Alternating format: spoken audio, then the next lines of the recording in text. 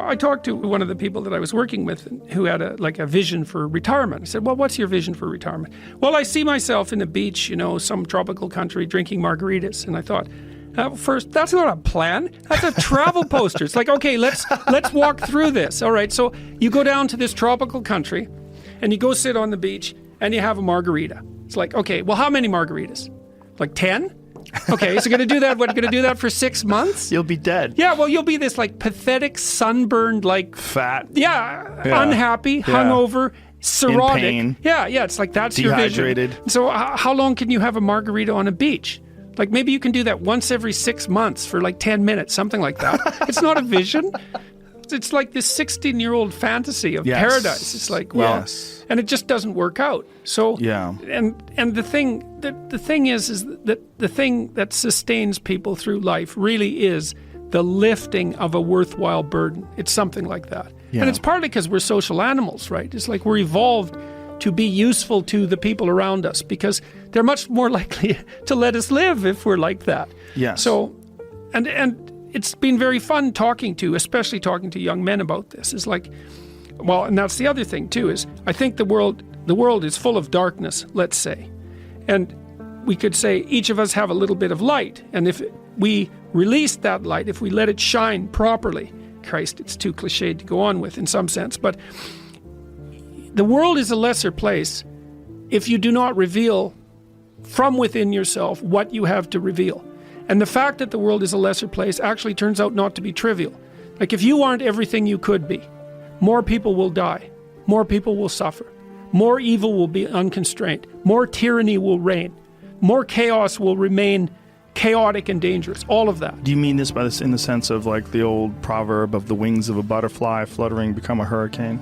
It's something similar to that, but it can even be more local. It's like your family is more messed up than it could be if you were less messed up than you are. Right. So if you just got your act together, like 10% more, your family would be 1% better. Right. It's like, well, do it. And that would ripple off into the people that they interact with. Yes, and it ripples fast. Yes. That's the other thing that's so cool is that, like, people think, well, there's 7 billion of us, and each of us is just this separate dust mote, like floating in the cosmos, and what the hell difference does it make what you do anyways? It's like, that is not how we're connected.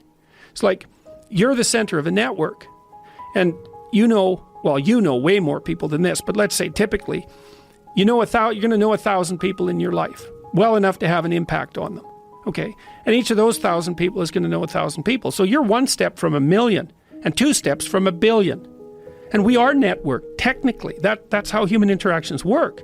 And so when you do something that you shouldn't do, it's worse than you think.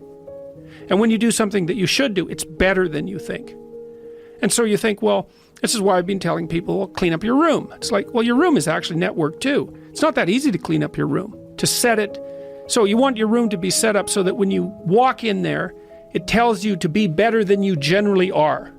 It's organized, it's got direction, everything's in its place. You try to do that in a chaotic household. You know, I've watched people do this because I had students do these sorts of things as assignments. I'd say, look, pick a small moral goal, clean up your room, and just write down what happens as a consequence.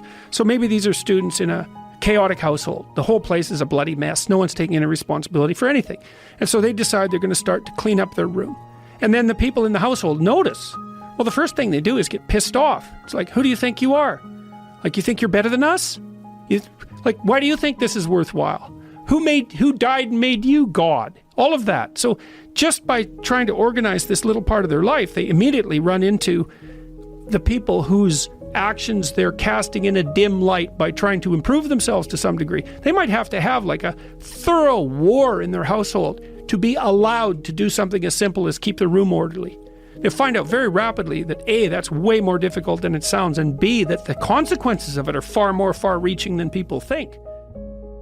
Maybe part of it is that like everything around you is full of potential. Everything. Maybe more potential than you could ever possibly utilize. And so maybe all you have is this little rat hole of a room in some rundown place in the world. It's like, fix it up. There's more there than you think. See what happens if you fix it up. And you'll fix yourself up simultaneously because you'll have to get disciplined in order to fix up the room. And then you have a fixed up room and you'll be a more fixed up person. It's like, you think that nothing will happen as a consequence of that? Another client I worked with was having a hard time putting his kid to bed at night. And so we did the arithmetic. It's like, well, I'm fighting with my kid for 45 minutes a night trying to get him to go to bed. Okay, so let's analyze that. All right, so what does that mean? Well, it means that both of you end the day upset. That's not so good, because why would you want that? It means that you're spending 45 minutes fighting when you could spend 20 minutes doing something positive, like reading to him, say. It means that you don't get to spend that time with your wife, so she's not very happy with you, plus you're annoyed because you don't see her, plus you blame it on the kid because he's the proximal cause. It's like, that's pretty damn ugly.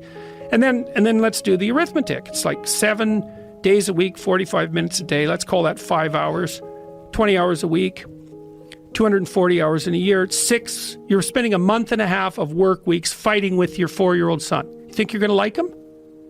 You don't like anyone you spend a month and a half a year fighting with. It's a bad idea. Fix it. It's important. Get him to bed. Make it peaceful. You do it like these things that repeat every single day. That's a motif in this book too. Your life isn't margaritas on a beach in Jamaica. That happens now and then. Those are exceptions. Your life is how your wife greets you at the door when you come home every day. Because that's like 10 minutes a day. Your life is how you treat each other over the breakfast table. Because that's an hour and a half or an hour every single day. You get those mundane things right, those things you do every day. You concentrate on them and you make them pristine. It's like you got 80% of your life put together. These little things that are right in front of us, they're not little. That's the first thing. They are not little, and they're hard to set right. And if you set them right, it has a rippling effect, and fast too, way faster than people think. One of the things I've been suggesting to people is that they pick something difficult to do.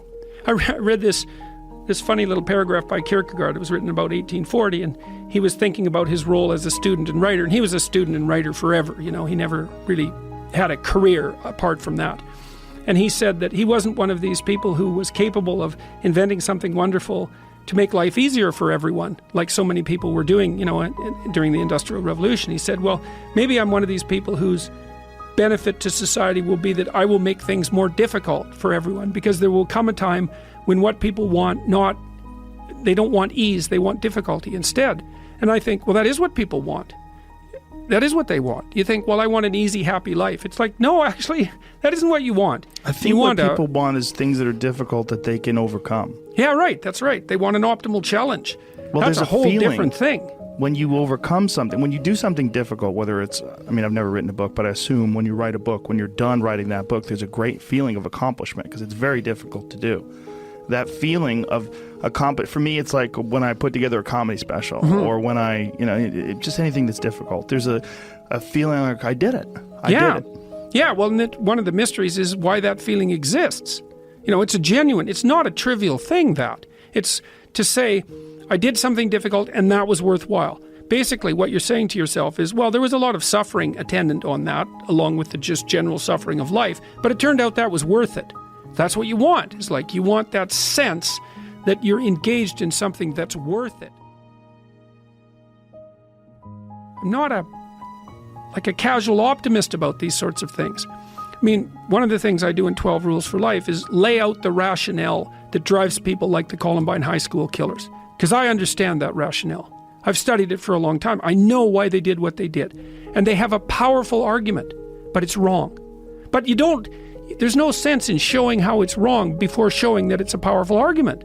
Like life is suffering. There is lots of malevolence. It's no wonder that people want to bring being itself to a halt. They want to take revenge on it. It's not surprising. It's the wrong way of going about it. The right way is, it's akin to the sorts of things that you were just observing, is you take on a difficult task that pushes you past where you are already, and you succeed in it, and you get this sense that, yes, that was worthwhile. It's like, that's what you want. You want to live in that place where things are worthwhile. That's paradise on earth. That's what that is. And it isn't some happy little place where, you know, someone's feeding you peeled grapes. That isn't what it is. It's more like victory on the honorable battlefield, or something like that.